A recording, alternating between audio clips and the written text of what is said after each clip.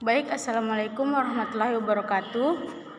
Kami dari kelompok 1 akan mempresentasikan materi kami tentang manusia dan kebudayaan. Adapun kelompok kami yaitu saya sendiri Uci Mulia selaku moderator. Pemateri pertama itu langsung saya ambil, dan pemateri kedua disambung oleh Saudara Irwadi. Pemateri ketiga ada Saudara Afdal, dan pemateri terakhir itu Ijon Manupesi. Baik, langsung saja. Manusia merupakan pencipta kebudayaan karena manusia dianugerahi oleh Tuhan kemampuan akal dan usaha atau budi dan daya.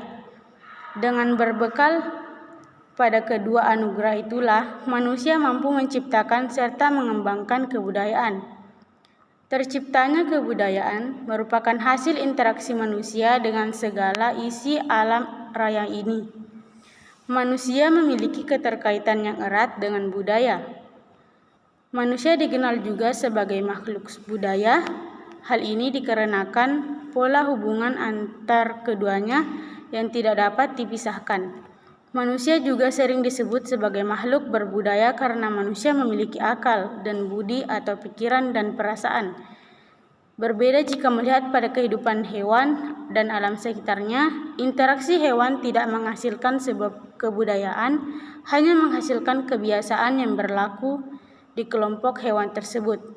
Nah, hal ini dikarenakan binatang tidak dibekali dengan akal atau pikiran, tetapi hanya memiliki nafsu dan insting binatang untuk bertahan hidup di lingkungannya. Maka dari itu, karena manusia adalah pencipta budaya, maka manusia disebut juga sebagai makhluk berbudaya. Wujud kebudayaan yang ditunjukkan oleh manusia merupakan bentuk eksistensi manusia di dunia.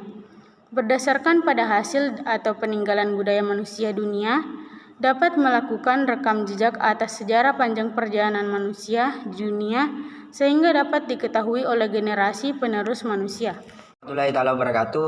Perkenalkan, nama saya Irwadi dengan NIM D03223717 kelas PWKB. Baik, saya akan melanjutkan materi dari saudara saya. Definisi dan hakikat kebudayaan. Kebudayaan berasal dari kata budaya. Budaya sendiri berasal dari kata bahasa Sanskerta yaitu budhaya, yang merupakan bentuk jamak dari budi yang berarti budi dan atau akal. Ada juga yang berpendapat bahwa budaya berasal dari kata buddha dan daya. Budi diartikan sebagai akal atau pikiran, sedangkan daya diartikan sebagai usaha. Budi diwakili oleh unsur pikiran, sedangkan daya diartikan rohani manusia, sedangkan daya diwakili oleh unsur jasmani manusia. Sehingga dapat juga diartikan budaya sebagai hasil dari budi dan daya yang berasal dari manusia. Budaya dalam bahasa Inggris disebut sebagai kultur, berasal dari bahasa Latin yaitu culere, yang berarti mengolah atau mengerjakan. Dalam bahasa Belanda, kultur disamakan dengan kultur. Kultur atau kultur dapat juga diartikan sebagai mengolah tanah atau usaha bertani.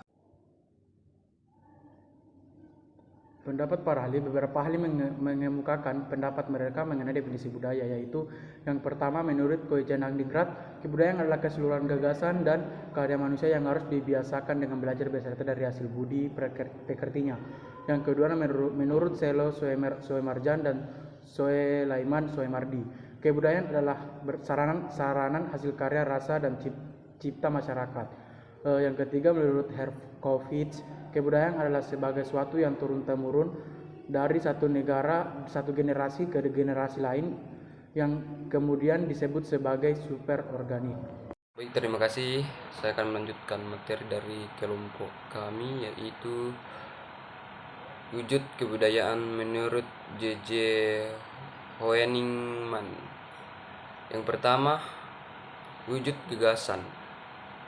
Wujud gagasan dalam kebudayaan dapat berupa kumpulan ide, gagasan, nilai, norma, kumpulan peraturan yang tidak dapat dirubah atau terlihat dalam kurun abstrak. Wujud gagasan ini berasal dari hasil pikiran masyarakat. Yang kedua, wujud aktivitas. Wujud aktivitas dalam kebudayaan dapat dilihat dari hasil tindakan yang berpola dari masyarakat itu sendiri. Bentuk tindakan ini sering juga disebut sebagai sistem sosial. Yang ketiga, wujud artefak. Artefak diartikan sebagai bentuk kebudayaan yang berupa benda-benda hasil karya manusia yang dapat diraba, dilihat atau didokumentasikan.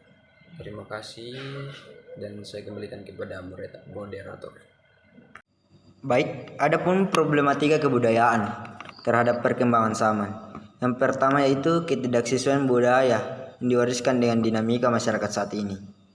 Adanya penolakan generasi penerima atau budaya yang diwariskan tersebut.